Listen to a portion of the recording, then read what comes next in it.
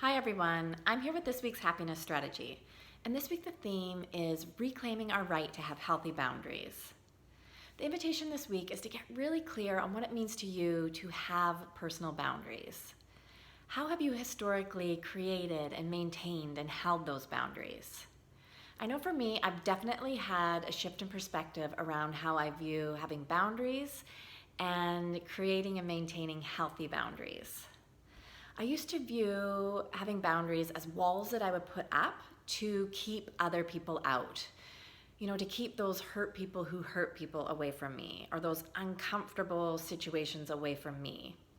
So I would create boundaries out of an act of force, to keep other people away. It was more about the other people or the other situations than it was about what it is I was truly needing in that moment.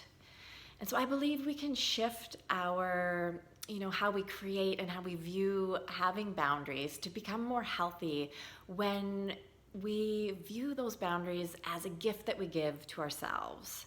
When we ask ourselves, what is it that I need in this moment? How can I nurture myself in this moment? And then to create the action or the boundary based on that. About remembering that we're creating our boundaries as an act of self-love, as something that we're doing for ourselves, as opposed to it being about somebody else. Where it's not, we don't create our boundaries as an act against somebody else. It's more about a gift that we are giving to ourselves. And when we shift our perspective around creating boundaries from an act of self-love, then I believe that our boundaries are, they'll hold longer and they're easier to maintain. And when it's based on love, sure, different situations and people might kind of fall away, but we can tend to we have that sense of freedom that we can be around anyone or around anything when we are honoring what it is that we truly need. Our self-love and our self-acceptance doesn't waver depending on who it is that we're around. So that sense of self doesn't get shook up by those external situations when we create healthy boundaries and when we maintain those healthy boundaries based on, really honoring what it is that we need in the moment. And when we shift that perspective around creating boundaries as being a gift, then, we also remove that sense of guilt that we are creating boundaries to keep other people out. Because it really never is about the other people.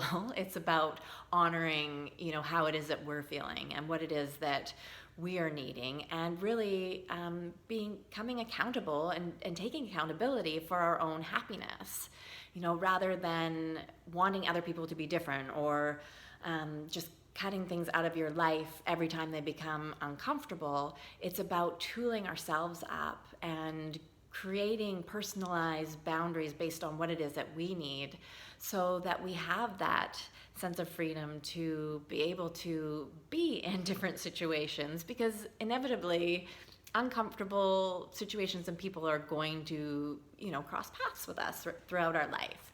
And so when we just strengthen that, those boundaries really are about strengthening that inner relationship that we do have with ourselves. And it's about getting really clear on what it is that we need. So, expanding that self-awareness, and then making our action based on more of a feeling of self-love than about an act of force or an act of reactivity.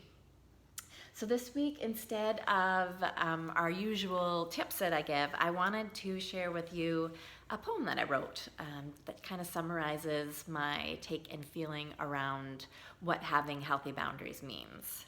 So the poem is titled, "Your Right for Healthy Boundaries." And my hope in sharing it is that perhaps it might inspire you to see where you might have room to have a shift in perspective around how you continue to create and maintain those boundaries for you, so that moving forward, instead of creating those boundaries based on how other people are showing up, to honor yourself in those moments and know that you're creating those boundaries out of an act of love. Okay, so you're right for healthy boundaries. These walls weren't built to keep you out. These walls are a reflection of self-love, a shift beyond incessant self-doubt. It's never about the other. Paths crossing can be viewed as a gift. The journey is for becoming, for seeing inner truth and honoring self-worth.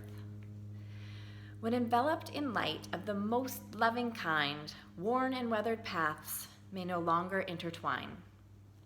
New opportunities for growth will undoubtedly appear. Fear not the storm before you. Tether to your core when the desire for walls comes near. Remember, personal happiness is yours to create and define. Embrace your healthy boundaries. Say yes to love and your right to shine. So I'll leave you with that and the invitation to see where there might be room in your week to really honor yourself when you are creating and maintaining those boundaries, and to reclaim your right to have healthy boundaries. I hope you have the most amazing week, and I look forward to connecting again soon. Thank you.